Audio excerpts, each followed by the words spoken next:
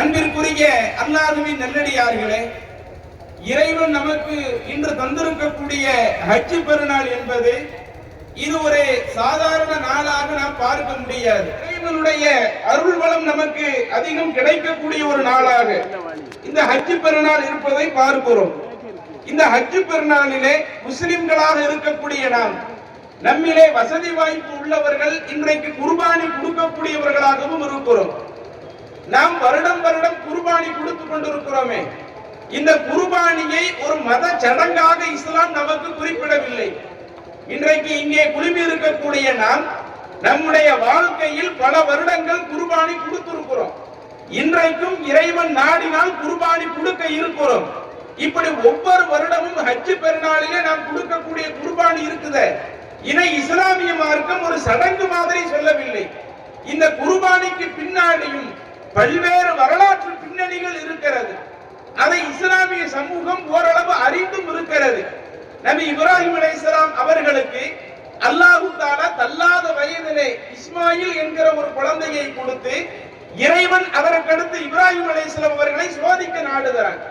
இப்ராஹிம் அலைஹிஸ்ஸலாம் அவர்கள் இறை கட்டளைகளில் எப்படி நடக்கிறாங்க, இறைவன் போட்ட அனைத்து கட்டளைகளுக்கும் கட்டுப்படுறாங்களா என்பதற்கான ஒரு சோதனையாக தள்ளாத வயதில் கொடுத்த இஸ்மாயில் அலைஹிஸ்ஸலாம் அவர்களை அறுக்க சொல்லி அல்லாஹ் தஆலா இப்ராஹிம் நபிக்கு உத்தரவிடுகிறான். இப்ராஹிம் அலைஹிஸ்ஸலாம் அவர்கள் அதற்கும் தயாராகி விடுகிறார்கள். அப்போதுதான் அல்லாஹ் தஆலா சொல்லுகிறான், நாம் அந்த இப்ராஹிமிற்கு பெரிய ஒரு சோதனையை வைத்திருந்தோம், அந்த சோதனையை அவர் வென்று விட்டார். நாம் சொன்ன அத்துணை கட்டளைகளுக்கும் அடிபணிவதற்கு அவர் தயாராகிவிட்டார் என்று அல்லாஹ் தஆலா இப்ராஹிம் அலைஹிஸ்ஸலாம் அவர்களை பற்றி குர்ஆனிலே புகழ்ந்து விட்டு, நீங்க உங்க மகனை அறுக்க வேண்டாம், அதற்கு பதிலாக இந்த ஒரு பெரிய பிராணியை அறுத்துக்கிடுங்க என்று அல்லாஹ் தஆலா வழிகாட்டுகிறான். அந்த அடிப்படையில் தான் ஒவ்வொரு வருடமும் இந்த இஸ்லாமிய சமுதாயம் இந்த ஹஜ் பெருநாள் என்று வந்துவிட்டால் அந்த ஈதுல் அல்ஹா என்கிற அந்த ஹஜ் பெருநாளிலே குர்பானி கொடுக்கக்கூடியவர்களாக இருக்கிறோம். அப்ப இந்த வரலாற்று பின்னணி நமக்கு ஓரளவு தெரிந்தாலும் இன்றைய தினம் நாம் தெரிந்து கொள்ள வேண்டிய இன்னும் சில தகவல்கள் இந்த இப்ராஹிம் அலைஹிஸ்ஸலாம் அவர்களுடைய வாழ்க்கை குறித்து இருக்கிறது. அல்லாஹ் தன்னுடைய திருமறையில சொல்லி காட்டுகிறான், இன்ன அவுலன் நாசிபி இப்ராஹீமே லல்லதீன இத்தபஊஹு. இப்ராஹிம் அலைஹிஸ்ஸலாம் அவர்களுக்கு மிக நெருக்கமானவர்கள் யாரு தெரியுமா? இன்னைக்கு ஒவ்வொரு வருஷமும் நாம குர்பானி கொடுத்து இப்ராஹிம் அலைஹிஸ்ஸலாம் செய்த தியாகத்தை போல நானும் தியாகம் செய்ய தயாராயிருக்கிறேன், நாங்க இப்ராஹிம் அலைஹிஸ்ஸலாம் அவர்கள் அந்த அளவுக்கு நேசிக்கிறோம் என்பது ஒவ்வொரு வருஷம் வெளிப்படுத்துறோமே. ஆனால் அல்லாஹ் சொல்லுகிறான், மக்களிலே இப்ராஹிம் அலைஹிஸ்ஸலாம் அவர்களிடத்தில் மிகவும் நெருக்கத்திற்குரியவராக யார் வர முடியும் என்றால் லல்லதீன தபஊஹு, யார் அந்த இப்ராஹிம் நபியை பின்பற்றி நடக்கிறாங்களோ அவர்கள் இப்ராஹிம் அலைஹிஸ்ஸலாம் அவர்களை நெருங்க முடியும். வஹாதன் நபியு, இன்னும் அல்லாஹ் தஆலா ரசூலுல்லாஹி ஸல்லல்லாஹு அவர்களை குறிப்பிடுகிறார். இந்த முஹம்மது நபியும் இப்ராஹிம் அலைஹிஸ்ஸலாம் அவர்களுக்கு நெருக்கமானவர்கள். வல்லதீன ஆமனு, இன்னும் இந்த முஹம்மது நபியை நம்பிக்கை கொண்ட இந்த இஸ்லாமிய சமூகமும் இப்ராஹிம் நபிக்கு மிக நெருக்கமானவர்கள். வல்லாஹு வலியுல் முஃமினீன், அல்லாஹ் தஆலா இந்த நம்பிக்கையாளர்களுக்கு பொறுப்பாளராக இருக்கிறார் என்று தன்னுடைய திருமறையில் சொல்லி காட்டுகிறார். அப்ப இந்த வசனம் நமக்கு சொல்லக்கூடிய கருத்து என்ன? நாம் இப்ராஹிம் அலைஹிஸ்ஸலாம் அவர்களுக்கு மிக நெருக்கமானவர்களாக இருக்க வேண்டும் என்றால் அதற்கு அல்லாஹ் நமக்கு சொல்வது, அந்த இப்ராஹிம் நபி என்ன செஞ்சாங்களோ அவர்களை பின்பற்றி நீங்க நடங்க. இந்த முஹம்மது நபியும் இப்ராஹிம் நபிக்கு நெருக்கம் ஆயிடுவாங்க. நம்பிக்கை கொண்ட இந்த சமூகமும் இப்ராஹிம் நபிக்கு நெருக்கமானவர்களாக இருப்பார்கள் என்று அல்லாஹ் சொல்லி காட்டுகிறானே. அந்த இப்ராஹிம் நபி தன்னுடைய வாழ்க்கையில் என்ன செய்தார்கள், எதை சாதித்து காட்டினார்கள்? வெறுமன மகனை அறுக்க சொன்ன பொழுது அதற்கு இப்ராஹிம் நபி முன் வந்தாங்களே, இது மட்டும்தான் அவர்களுடைய வாழ்க்கையில் நாம் பெறக்கூடிய பாடமா? ஒவ்வொரு வருஷம் குர்பானி கொடுக்கிறோமே, இதுதான் இப்ராஹிம் நபியுடைய வாழ்க்கையில் நாம் பெறக்கூடிய படிப்பினையா? இதையும் தாண்டி ஏராளமான படிப்பினைகள் இன்றைக்கு நம்முடைய சமகாலத்திற்கு தேவையான பல படிப்பினைகள் இன்றைக்கு இப்ராஹிம் நபியினுடைய வாழ்க்கையில் இருப்பதை பார்க்கிறோம். இன்னைக்கு நம்முடைய சமகாலத்துல என்ன நடந்துகிட்டு இருக்குது? நம்மை சுற்றி நடக்கக்கூடிய ஒவ்வொரு நிகழ்வுகளையும் பாருங்க. நம்முடைய சமூகத்தை பண்படுத்த வேண்டிய ஒரு இடத்தில் நாம் இருக்கிறோம். நம்முடைய சமூக இளைஞர்களை பக்குவப்படுத்தக்கூடிய ஒரு இடத்தில் இருக்கிறோம். நம்முடைய நாடுகளில் நடைபெறக்கூடிய ஒவ்வொரு நிகழ்வுகளையும் பார்க்கிற பொழுது இன்றைக்கு உருவாகக்கூடிய இந்த தலைமுறை அதனுடைய எதிர்காலமே கேள்விக்குறியாகக்கூடிய நிலையில தான் இருக்குது. பாருங்க, சில நாட்களுக்கு முன்னாடி நம்ம பக்கத்துல இருக்கக்கூடிய கோவை மாவட்டத்துல சூலூர் என்று சொல்லக்கூடிய ஒரு பகுதியில 10 வயது சிறுமி அவங்க பாலியல் தொல்லைக்கு உட்படுத்தப்பட்டு கடுமையான காயங்களுக்கு உட்படுத்தப்பட்டு அடித்தே கொல்லப்பட்டிருக்கிறாங்க. இப்படி சமீபத்தில் நடந்த ஒரு நிகழ்வு. இன்னும் பல இடங்கள்ல எடுத்து பார்த்தீங்கன்னா பெண்களுக்கு எதிரான எத்தனையோ பாலியல் குற்றங்கள் தொடர்ச்சியாக நடைபெற்றுக் கொண்டே இருக்கிறது. இன்னும் சில இடங்கள்ல எடுத்து பார்த்தீங்கன்னா மது போதைக்கு ஆளாகி அதுல ஏற்படக்கூடிய அடிதடி சண்டைகள். ஒரு வாரத்திற்கு 2 வாரத்துக்கு முன்னாடி நடந்த ஒரு செய்தி. ஒரு 3 இளை சின்ன பசங்க, இளைஞர் என்று கூட சொல்ல முடியாது, பள்ளிக்கூடத்தில் படிக்கக்கூடிய ஒரு 3 சிறார்கள் சக நண்பர்களுக்கு மத்தியில தண்ணி அடித்து விட்டு மது குடித்து விட்டு அதில் அவர்களுக்குள்ள ஒரு சண்டை சச்சரவு ஏற்பட்டு இருக்கிறது. அந்த 3 நபர்கள் அதுல 2 பேர் சேர்ந்து ஒரு ஆளை கொலை செய்திருக்கிறார்கள். இப்படி நாட்டில் நடக்கக்கூடிய பல நிகழ்வுகளை எடுத்து பாருங்களேன். பெண்களுக்கு எதிரான குற்றம், மதுவை பயன்படுத்துறதுனால, போத பழக்கத்துக்கு ஆளானதுனால அடுத்தவர்களுக்கு இணைக்கக்கூடிய அநீதி என்று ஏராளம் நடக்கக்கூடிய இன்றைய காலகட்டத்தில் நாம் கவனிக்க வேண்டிய மிக முக்கியமான ஒரு செய்தி, இப்ராஹிம் அலைஹிஸ்ஸலாம் அவர்கள் எப்படிப்பட்ட ஒரு சமூகத்தை உருவாக்கினார்கள். தன்னுடைய பிள்ளையாக இருக்கட்டும், தன்னுடைய பேர பிள்ளையாக இருக்கட்டும், தான் வாழக்கூடிய காலகட்டத்தில் இருக்கக்கூடிய மக்களாக இருக்கட்டும், அத்துணை நபர்களையும் இப்ராஹிம் அலைஹிஸ்ஸலாம் அவர்கள் ஒரு சிறந்த சமுதாயமாக உருவாக்க வேண்டும் என்று தான் முயற்சித்தார்கள். அல்லாஹ் குர்ஆனிலே சொல்லுகிறான், அல்ஹம்துலில்லாஹி அல்லதி வஹபலி அலல் கிபரி இஸ்மாஈல வ இஸ்ஹாக் இன்ன ரப்பி லஸமீஉ துஆ. இப்ராஹிம் அலைஹிஸ்ஸலாம் அல்லாஹ்ட்ட கையேந்தினாங்களாம், எனக்கு முதுமை பருவம் வந்த பிறகும் இஸ்மாயில் என்கிற ஒரு குழந்தையை அல்லாஹ் தந்தானே, இஸ்ஹாக் என்கிற ஒரு குழந்தையை அல்லாஹ் தந்தானே, அந்த அல்லாஹ்விற்கே எல்லா புகழும் என்று தனக்கு பிள்ளை கிடைத்ததற்காக, தள்ளாத வயதுல பிள்ளை கிடைத்ததற்காக அல்லாஹ்வை புகழ்ந்து விட்டு அடுத்து இப்ராஹிம் நபி சொன்னார்கள், இன்ன ரப்பி லஸமீஉ துஆ. என்னுடைய இறைவன் எப்படிப்பட்டவன் தெரியுமா? நான் எதை கேட்டாலும் நான் கேட்டதை இறைவன் தருவதற்கு ஆற்றல் படைத்தவன்.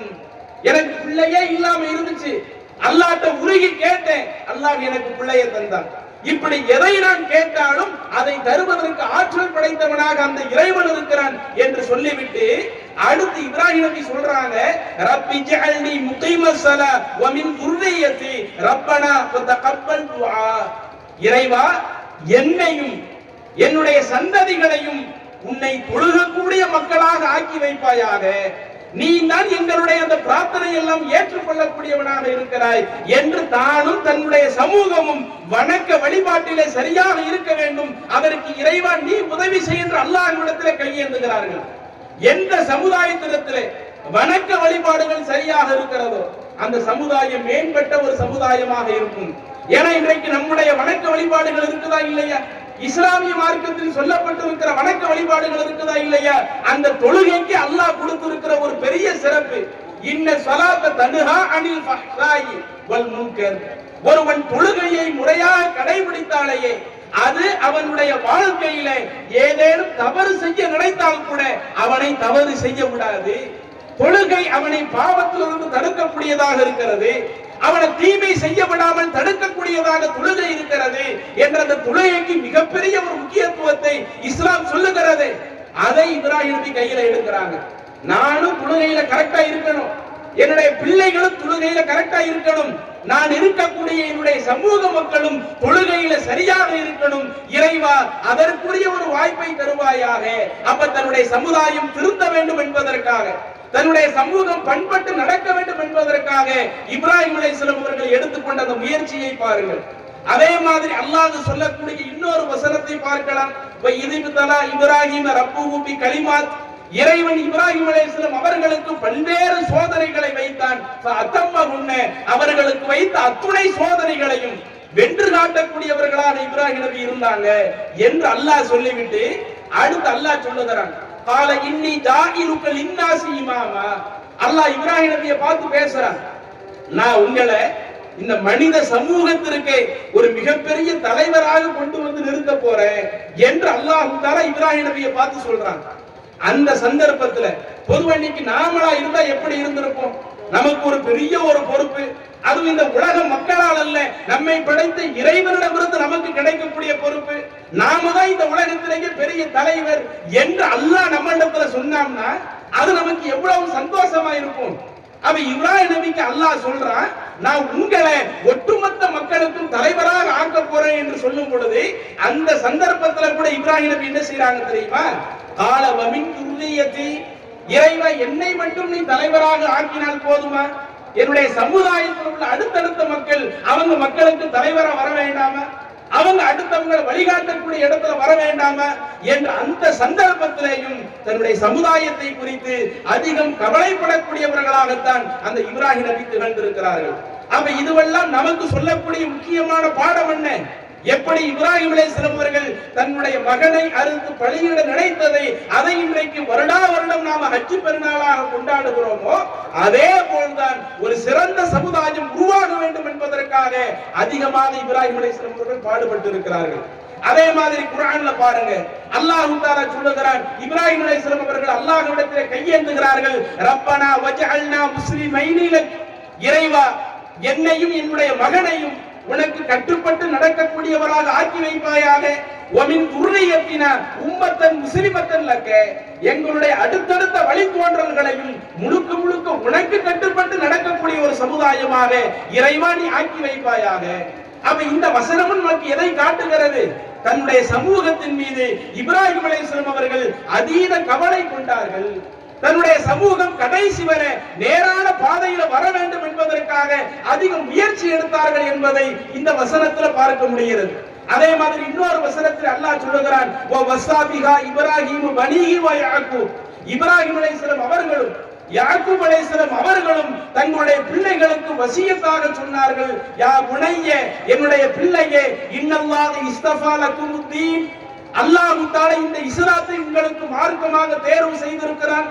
ஃபலா தமூதுன்ன இல்லா வ அன்தும் முஸ்லிமூன், நீங்கள் மரணிக்கக்கூடிய கடைசி காலகட்டம் வரை முஸ்லிமாகவே வாழ்ந்து மரணிக்க வேண்டும். இந்த இஸ்லாத்தை விட்டு வெளியே போய் மரணிச்சிடாதீங்க. அப்ப அந்த அளவிற்கு இப்ராஹிம் அலைஹிஸ்ஸலாம் அவர்கள் தன்னுடைய சந்ததிகளின் மீதும் தன்னுடைய பிள்ளைகளின் மீதும் அதீத கவனம் எடுத்து அவங்க ஒருபோதும் தவறான பாதையை நோக்கி போயிடக்கூடாது என்று அதற்குரிய முயற்சிகளை செஞ்சாங்களே. இங்கே இந்த திடல்ல குழுமி இருக்கக்கூடிய ஒவ்வொரு இஸ்லாமிய சொந்தங்களும் இதை உங்களுடைய மனதிலே பதிய வைத்து திடல்ல உட்கார்ந்து இருக்கிறோம். இந்த பயான் முடிந்த பிறகு அல்லாஹ்விடத்திலே கையேந்துங்கள், இறைவா என்னிடத்தில் என்னென்ன தவறுகள் இருந்தாலும் நான் கடந்த காலத்தில் செய்த அத்துணை தவறுகளுக்காக உன்கிட்ட மன்னிப்பு கேட்கிறேன். நீ பாவத்தை மன்னி, நீ தான் எல்லா பாவத்தையும் மன்னிக்க போதுமானவன். இனி வரக்கூடிய காலகட்டங்களில் அது போன்ற தீமைகள்ல பாவங்கள்ல விழாத ஒரு ஆளாக என்னை ஆக்கிவை என்று நமக்காக அல்லாஹ்விடத்திலே கேளுங்கள். அதே போல நம்முடைய சந்ததிகளுக்காக அல்லாஹ்விடத்திலே கேளுங்கள், இறைவா இன்றைக்கு இருக்கக்கூடிய மோசமான காலம், அதுல என் பிள்ளை சிக்கி தவித்திடக்கூடாது, பாவத்துல போய் விழுந்துடக்கூடாது, போத பழக்கத்துக்கு அடிமையாயிடக்கூடாது, தவறான கெட்ட பழக்கத்துக்கு அடிமையாயிடக்கூடாது. என்னுடைய ஆண் பிள்ளையாக இருந்தாலும் பெண் பிள்ளையாக இருந்தாலும் அது ஒரு சிறந்த ஒரு பிள்ளையாக, நீ எதிர்பார்க்கக்கூடிய ஒரு பிள்ளையாக, வணக்க வழிபாட்டோடு அதிக தொடர்பில் இருக்கக்கூடிய பிள்ளையாக இறைவா என்னுடைய பிள்ளையை ஆக்கி தருவாயாக என்று நம்முடைய பிள்ளைகளுக்காகவும் அல்லாஹ்விடத்தில் கையேந்துங்கள். அல்லாஹ்விடத்தில் கையேந்தினால் மட்டும் பத்தாது, அதற்கடுத்து அதை தன்னுடைய வாழ்க்கையில் நடைமுறைக்கு கொண்டு வாருங்கள். நீங்க பள்ளிவாசலுக்கு வரக்கூடிய சந்தர்ப்பத்தில் உங்களுடைய பிள்ளைகளையும் பள்ளிவாசலுக்கு அழைத்து வாருங்கள். நீங்க வீட்டுல குர்ஆனை எடுத்து படிக்கக்கூடிய சந்தர்ப்பத்துல உங்க பிள்ளைகளையும் குர்ஆனை எடுத்து படிக்க வைங்க. நாம என்னென்ன நல்ல காரியத்தை கடைபிடிக்கிறோமோ அவ்வளவு நல்ல காரியத்தையும் நம்முடைய பிள்ளைகளுக்கும் நாம் சொல்லி கொடுத்தோமேயானால் இதுதான் நம்முடைய எதிர்காலத்திற்கு கரெக்டாக இருக்கும், நம்ம பிள்ளைங்களுடைய எதிர்காலத்திற்கு கரெக்டாக இருக்கும்.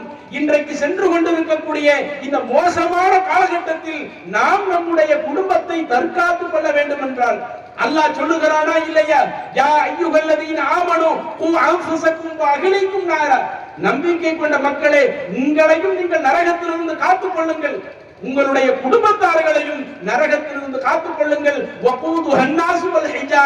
அந்த நரகத்தினுடைய எரிபொருட்களாக மனிதர்களும் கற்களும் தான் இருப்பார்கள். அப்ப அப்படிப்பட்ட மனிதர்கள்ல நாம போய் விழுந்துடக்கூடாது, நம்ம பிள்ளைங்க போய் விழுந்துடக்கூடாது. எனவே இதற்காக அல்லாஹ்விடத்தில் துஆ செய்வதை போல அதை நம்முடைய வாழ்க்கையில் நடைமுறைக்கு கொண்டு வருவதற்காக நாம் என்னென்ன செய்யணுமோ அத்துணை காரியத்தில் ஈடுபடுங்க. நாம் நம்முடைய சமுதாயத்தை பண்படுத்தாத வரை, நாம் நம்முடைய வழித்தோன்றல்களை பக்குவப்படுத்தாதவரை இன்றைக்கு சென்று கொண்டிருக்கக்கூடிய அந்த மோசமான கல்ச்சர்ல நம்முடைய பிள்ளைகளும் விழுந்து விட்டால் அது நம்முடைய பிள்ளைகளுக்கு இந்த உலகத்திலேயும் அவங்களுடைய எதிர்காலம் கேள்விக்குறியாக வந்துவிடும், மறுமை நாளிலேயும் அவங்களுடைய எதிர்காலம் கேள்விக்குறியாக வந்துவிடும். அதனால தான் அதிக முக்கியத்துவத்தை இப்ராஹிம் அலைஹிஸ்ஸலாம் அவர்கள் தன்னுடைய சமுதாயத்தை உருவாக்கக்கூடிய விஷயத்திலேயும் சொன்னார்கள். இன்றைக்கு இதற்காகத்தான் இந்த ஜமாத்தும் எவ்வளவோ பல பிரச்சாரத்தை கையில் எடுத்திருக்கிறோம். இளைஞர்களுக்காக எவ்வளவோ பல பிரச்சாரத்தை கையில் எடுத்திருக்கிறோம். போதை பழக்கத்திற்காக அதுக்கு எதிராக எவ்வளவோ பல விஷயத்தை கையில் எடுத்திருக்கிறோம். தற்பொழுது சிறுமிக்கு எதிரான அந்த பாலியல் வல்லுறவுகள் அது அதிகரித்துக் கொண்டிருக்கிறது. இதுக்கு கூட இந்த ஜமாத் நாங்க என்ன செஞ்சிருக்கிறோம்? எதிர் வரக்கூடிய ஜூன் மாதம் 7ஆம் தேதியில இருந்து ஒரு வார காலம் தமிழகத்தில் இருக்கக்கூடிய எல்லா இடங்களிலேயும் நாங்க சிறுவர் சிறுமிகளை வைத்து அந்த சிறுவர் சிறுமிகளுக்கு அவர்களுடைய பாதுகாப்பு உறுதி செய்யப்பட வேண்டும். அவர்களுக்கு எதிரான அந்த பாலியல் குற்றங்கள் இனி தமிழகத்தில் ஒருபோதும் நடந்துவிடக் கூடாது. இந்த பாலியல் குற்றங்களுக்காக சிறுவர் சிறுமிகளின் ஒரு பிள்ளை கூட இறந்துவிடக் கூடாது, மரணத்தை தழுவிவிடக் கூடாது என்பதை அரசாங்கத்துக்கு உணர்த்தக்கூடிய விதமாக, ஆட்சியாளருக்கு உணர்த்தக்கூடிய விதமாக, அதிகார வர்க்கத்தில் உள்ளவர்களுக்கு உணர்த்தக்கூடிய விதமாக எதிர்வரக்கூடிய ஜூன் மாதம் 7ஆம் தேதியில இருந்து 14ஆம் தேதி வரை கிட்டத்தட்ட ஒரு வார காலம் நம்முடைய ஜமாத்தில் இருக்கக்கூடிய எல்லா இடங்களிலேயும் சிறுவர் சிறுமிகளை வைத்து மாபெரும் பேரணிகளை ஏற்படுத்தியிருக்கிறோமே. இதெல்லாம் இந்த ஜமாத் செய்வது எதற்காக? இப்படியெல்லாம் நாம் இந்த சமுதாயத்தை பண்படுத்துவதற்கு முயற்சி எடுக்காட்ட, இந்த சமூகத்தை பக்குவப்படுத்துவதற்கு நாம் முயற்சி எடுக்காட்ட, இவர்களுக்கு மார்க்கத்தை கொண்டு போய் சேர்க்கக்கூடிய பணியை நாம் செஞ்சாவிட்டால் இன்றைக்கு இருக்கக்கூடிய நவீன காலத்துல நம்முடைய சமுதாயம் சிக்கி தவித்து விடக்கூடாது என்பதற்காக இந்த ஜமாத்தும் தன்னுடைய செயல் திட்டங்கள், அதிகமான செயல் திட்டங்களை இந்த சமுதாயத்தை பண்படுத்துவதற்காக நாங்க முக்கியத்துவம் கொடுத்துக்கிட்டு இருக்கிறோம். இதற்கு பெற்றோர்களாக இருக்கிற நீங்களும் அதிக ஒத்துழைப்பு கொடுத்து நம்முடைய பிள்ளைகளையும், நம்முடைய பிள்ளை என்று மட்டுமில்லாமல் நம்முடைய ஒட்டுமொத்த மஹல்லாவில் இருக்கக்கூடிய எல்லா மக்களையும் சீர்திருத்தக்கூடிய அந்த பணிகளில் நீங்களும் நானும் அனைவரும் இறங்குவோம். இப்ராஹிம் அலைஹிஸ்ஸலாம் அவர்கள் செய்து காட்டியதை போல நாமும் நம்முடைய வாழ்க்கையில் இதை கடைபிடித்தோம் என்று சொன்னால் அல்லாஹ் சொன்னதை போல லல்லதீன இத்தபஊஹு, யார் இப்ராஹிம் நபியை பின்பற்றினார்களோ அவர்கள்தான் இப்ராஹிம் நபிக்கு நெருக்கமாக இருக்க முடியும் என்று அல்லாஹ் சொன்னான். இதே இப்ராஹிம் அலைஹிஸ்ஸலாம் அந்த பணியை நாம் நம்முடைய வாழ்க்கையில் கொண்டு வருவோம். ஆனால் இப்ராஹிம் அலைஹிஸ்ஸலாம் அவர்களுக்கு நெருக்கமானவர்களாக இந்த உலகத்தில் வாழ்ந்து மறுமையிலேயும் ஏராளமான நன்மையை பெறக்கூடிய மக்களாக நாம மாறுவோம். அல்லாஹ் அப்படிப்பட்ட ஒரு வாய்ப்பை நம் அனைவருக்கும் தருவானாக கேட்டுக்கொண்டு, மறக்காம எல்லாரும் அதிகமா உட்கார்ந்து துவா செஞ்சுட்டு போங்க. அதே மாதிரி இந்த பெருநாள் தினத்துல தான தர்மம் ஈடுபடுறது, அதுவும் ரசூலுல்லாஹி ஸல்லல்லாஹு அலைஹி வஸல்லம் அவர்கள் அதிகம் வலியுறுத்தி சொன்ன ஒண்ணா இருக்குது. எந்த அளவுக்கு ரசூலுல்லாஹி ஸல்லல்லாஹு அலைஹி வஸல்லம் அவர்கள் பெண்களுக்கு ரொம்ப அதிகமா சொல்லுவாங்களாம் பெருநாள் தினத்துல, யா மஅஸர நிசாஇ தஸத்தக்ன, பெண்களை நீங்கள் அதிகம் தர்மம் செய்யுங்க, ஏன்னா நான் உங்களை அதிகமா நரகத்துல பார்க்கிறேன், நீங்க நரகத்துல செல்ல கூடாதுன்னா அதற்குரிய ஒரு கேடயமாக இந்த தான தர்மத்தை அல்லாஹ் ஆக்கி இருக்கிறார். அந்த பெருநாள் தினத்துல தாராளமாக தான தர்மம் செய்யுங்க ரசூலுல்லாஹி ஸல்லல்லாஹு அலைஹி வஸல்லம் வலியுறுத்துவாங்க. அன்றைக்கு இருக்கக்கூடிய பெண்களும் தங்களுடைய அணிகலன்களை எல்லாம் தர்மம் செய்யற அளவுக்கு முன் வந்தாங்க. அப்ப இதையும் பெண்கள் கொஞ்சம் மனதில் பதிய வைத்துக் கொண்டு, ஆண்களும் மனதில் பதிய வைத்துக் கொண்டு, இங்க நாம் கொடுக்கக்கூடிய தான தர்மம் அனைத்துமே அது முழுக்க நம்மை நரகத்திலிருந்து காக்கக்கூடிய ஒரு கேடயமாக இருக்கிறது என்பதையும் உணர்ந்து கொள்ளுங்கள். அதிகம் துவா செய்து விட்டு கலந்து செல்லுமாறு அன்போடு கேட்டுக்கொள்கிறேன். அஸ்ஸலாமு அலைக்கும் வரஹ்மத்துல்லாஹி வபரகாத்துஹு.